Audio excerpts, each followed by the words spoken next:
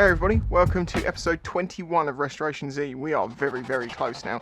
I have been waiting days for parts to arrive, and finally I have something that allows me to put more of this bike back together. You saw the last episode, apologies about the audio.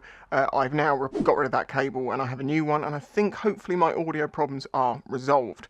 But I have a better backup as well now, just in case. Now, when I left off episode 20, I said I need to do the indicator cables, and that's now done. So the electrics at the back of the bike is completely finished. This is just here so I can make sure everything fit properly when it finally goes in with the new plastics. I have been what feels like waiting forever for stuff to arrive to be able to start putting more on this bike, and the bars have now turned up so I can do that. Yes!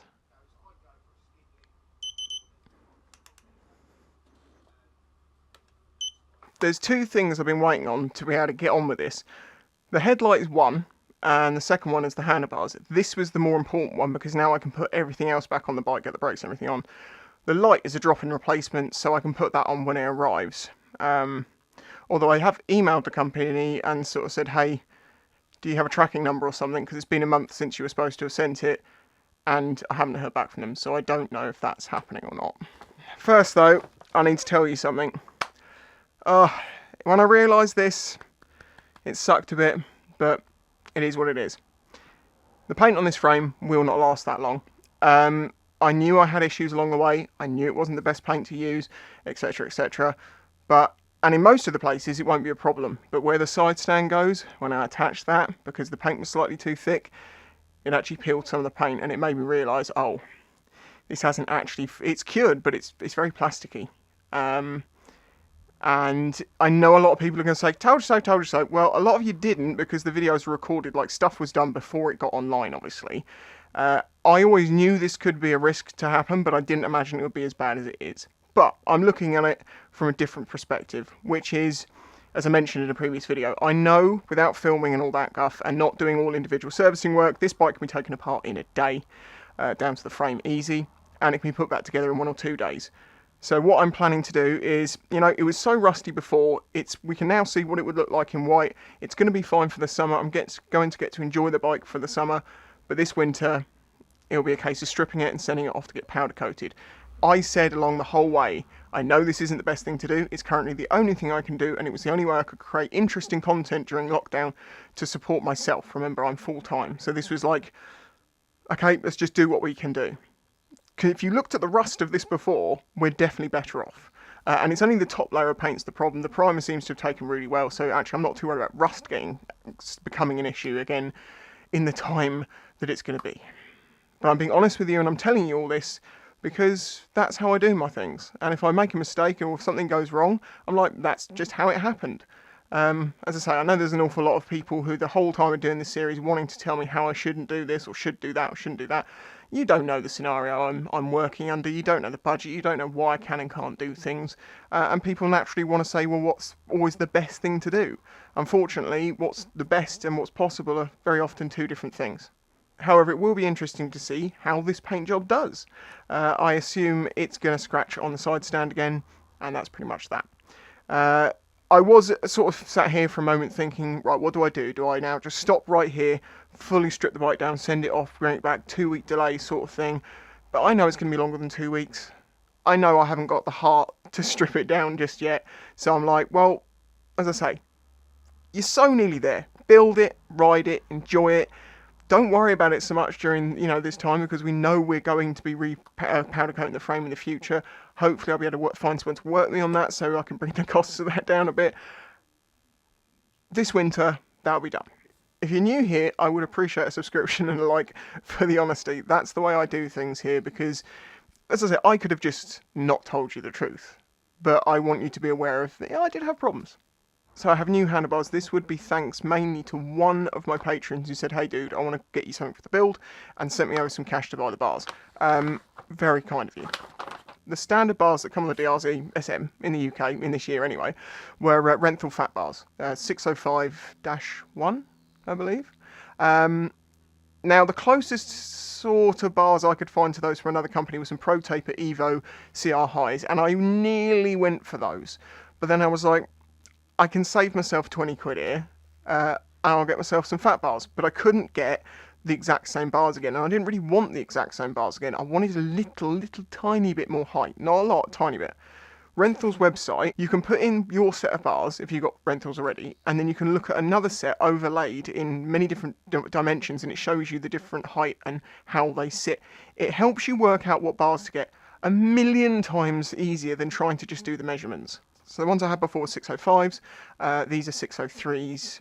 Read with them. I can't read it upside down. Yeah, so basically a very similar bar, but just slightly higher and very slight different placement, but it shouldn't make any difference to the wiring. Another painted item by me, but this one came out much nicer, is the brace. It was painted silver before. I can't work out whether it was Suzuki or someone else because it wasn't a great job and it did look like it was going over previous paint. So I thought, well, I can't do any worse. Maybe I could have done.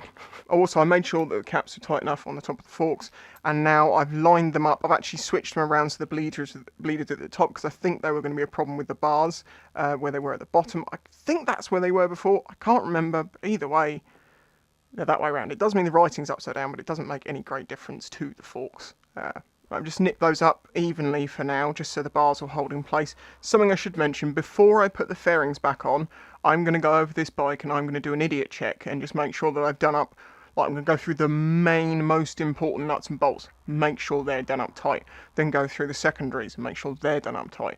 Because, you know, you can have a habit of nipping things up just a little bit for the time being. I try not to do that unless I know I'm taking it out again to put another part in the way. Otherwise I'll leave it loose. It's just, if you do it just slightly tight, you can't tell the difference between that and properly torqued, opposed to a nut that's sticking out a little way, you can tell.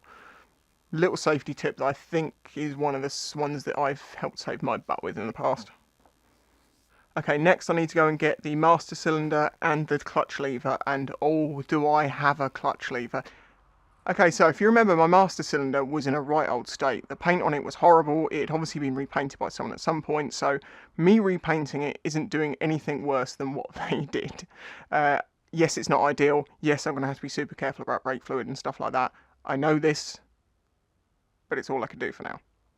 Anyway, it's actually come out very nicely. So if I just remove all of these, this has been sat baking in the sun in my conservatory for maybe 3 weeks. Unscrew. These are little pieces of foil I use to actually screw into the threads. I won't be running mirrors on this bike, but I have some mirror caps. Though I've just realised I only need one, because the clutch lever hasn't got a thing for it. So the handy thing is, even if it's a really tight fit, as you untwist these, it naturally makes itself smaller, so it's looser when it comes back out. Oh, another little tip, I found at least anyway, because I painted this twice, because the first time a very small amount of brake fluid remained and got out as it was hanging upside down. Put a piece of tissue in there and it absorbs all the brake fluid and you don't get any drips. I mean, oh, hang on, that is also a socket. I've been looking for that for ages and then remembered where it'd been. That happens to fit in there and protects the piston and everything perfectly. So I just need to pop the rubber back in, put the cap back on, and then we can do this bleeding the system later. But yeah, yeah. Yes, brake fluid will ruin it. There is no doubt about that. But if I don't get brake fluid on it, it won't get ruined. So that's the master cylinder. Just got to pop a few bits on it, like put the switch and stuff on it. No big deal. And then the lever that I'm going to be using with that is the same one I was using before. These are eBay levers, but these actually worked, or seem to work, really well with the DR. Some cheap levers don't. But now you can see the difference between a cheap lever and, well, it should be way more expensive as far as I'm concerned. Okay. This is a Righteous Stunt Clutch made by Righteous Stunt Metal. This thing is fully machined out of 6061 aluminium, if I remember rightly. See, you got engravings and stuff on it. This is a ball bearing clutch lever. The quality of this is as good as any tool I own. And I know a few people that use these and swear by them because they are just so light and so nice to use. Now, I'm not a stunt rider, but I do like a nice feeling clutch, and to have one of these on the bike is a pretty proud moment. So huge thanks to Righteous Stunt Metal and Righteous Stunt Clutches for supporting this build and supplying this for the build. Dude, I'm in awe of your work. As I said to him, when this arrived, I thought it was going to be good. I didn't realise how good it was going to be. And these are made, to my understanding, by one dude who just machines them in his own shop. This is not some conglomerate massive factory somewhere. That is a quality piece of machinery. I don't need to worry about the clutch switch because I actually disabled that a while ago when I was having some electrical issues as it being one of the possible things. And I haven't missed it, so it's fine. It can stay gone. It's lovely. If you want to check these out, there is a link in the description. There has been a link in there for a while now. Go and have a look so you find the right length, amount of fingers you want, stuff like that. I got mine to kind of match this one, and in length and yeah, look at that. We're pretty close.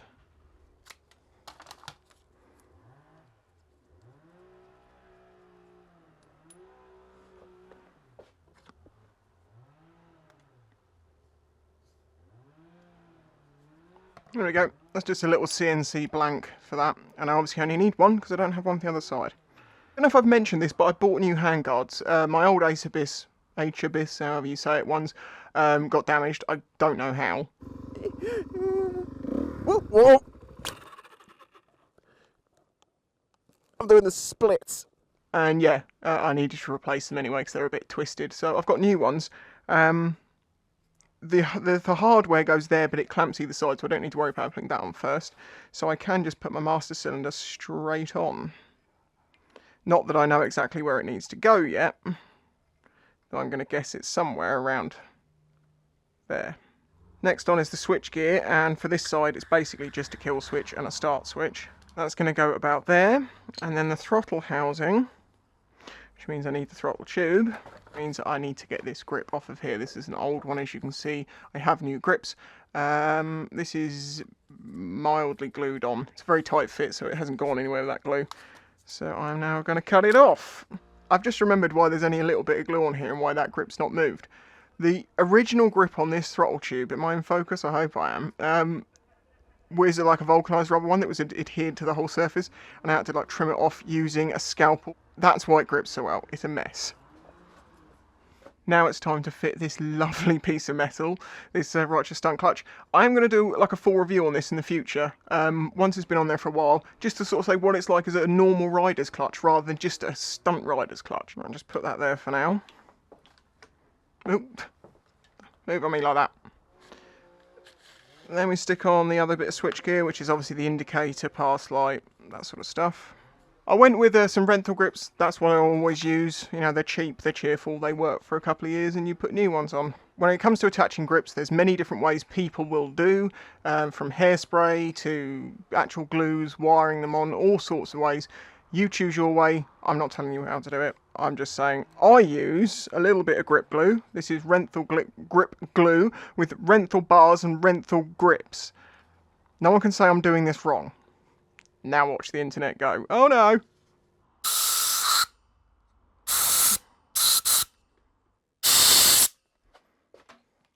It's now out of shot, but I've got the throttle tube grip on, and that grip's on, and they're both at just the right point. I want to try and not have to chop the ends of these off, but I might have to, I'll see. Hopefully I've got enough space to space everything inboard. These Righteous Stunt Clutches, there's a few things about these. Not only are they very, very nicely made, but also they're incredibly easy to pull because they have two positions you can attach the cable to. You have a little hole and you slot the little drum at the end in. Well, you have one closer to the pivot point and one further away. The closer one will be a lot easier to pull, but you'll have to pull it further. The further away one will be a little bit harder to pull, but you won't have to travel quite as far to get through the full movement, because that's how levers work.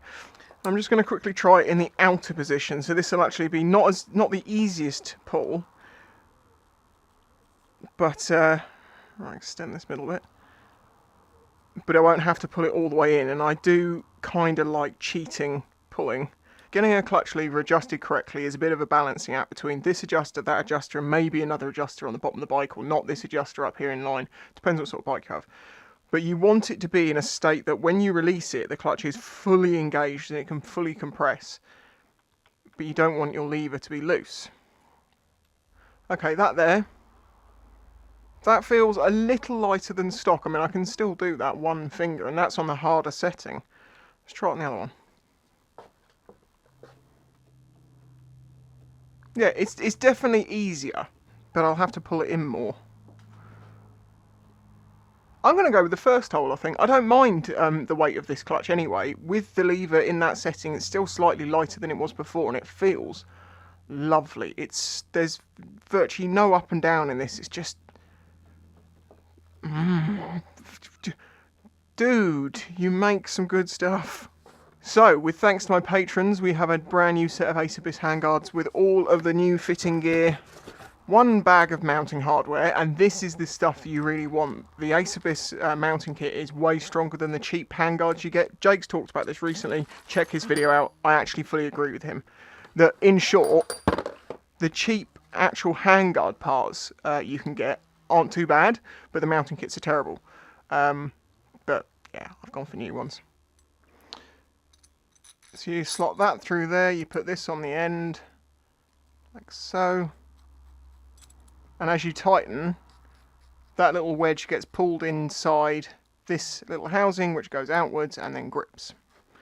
So get that nice and loose, but just enough that it's actually catching the edges. There we go. Now you should be able to see there is a flat edge, and that's what the handguard actually locks into and stops it from twisting. Well, obviously you need that to be straight, but you also need to take this bolt out in a minute. So my advice is to tighten it a little bit to get that little shuttle to seat, and then when you undo it, you don't live in the risk of it falling back down the bar. But I'm going to leave that for this second. In there is a slot, as you can see, and that corresponds to the end of this. Undo that. This one here. That seats itself straight, and bring them down to where you want them, and I'm just going to run it in line with the lever. Then these, you've got a choice of mounting them so they go over, or you can mount them under, whatever works best for you. I'm ending up with over from the looks of it. I'll work out the final pitch and tilt of everything when the bike's on the ground and I've got the seat and everything on, and I can sit on it and just feel where I need it to be. But for now, that's the front end back together, pretty much. Just needs the headlight to go in place. Well, hold on, I can plug these in, I guess. So that's for the running light, that's for the main headlight. There is a housing that goes on here, and that fits into it, but I don't know what comes with this headlight as to what needs to go in. What's that one for? I'll work it out, I'm sure. So let's wrap things up. Where are we at? Front brake needs to go on. The front plastics need to go on, and that brake needs to be bled. I have now torqued up all of this properly and got this all in line as far as I can tell. I only know for sure when it's actually sat, on its wheels. We have our Righteous Stunt Clutch in place, and this thing is just lovely. I can't wait to try this out on the road. We've got our new handguards in place. Most of the cabling, the wiring, the routing, everything is done. Well, it is done. Master cylinder's in, obviously that needs bleeding. This isn't fully tightened down yet, neither is this, until I can get it flat and work out the last final placements, but I think we're probably actually there. Moving down the bike, water needs to go in the cooling system, well, coolant, shall we say. Oil needs to go in the engine, and the fuel tank needs to go back on. I need to put the rear brake on, and the chain guards and the chain. Mind the greasy handprints. I've got some of these frame protectors I've bought, see, and I'm thinking about maybe dulling those down a little bit. I'm not sure yet, but they'll stop my boots from rubbing on this part, which got worn through on the original paint anyway. I also need to work out something for the exhaust because I want to remove the pillion pegs, which means I'm probably going to have to make an exhaust bracket because the ones I can order from China are going to take weeks. So there we go. If you're enjoying this video and this series, please hit that like button, subscribe if you're new here, and check out the next episode. Massive thanks to my Patreon supporters and all the people that support this channel through PayPal and stuff like that, and the merch store. Don't forget I've got those mugs. And I'll catch you in the next one. It's good to have some forward progression.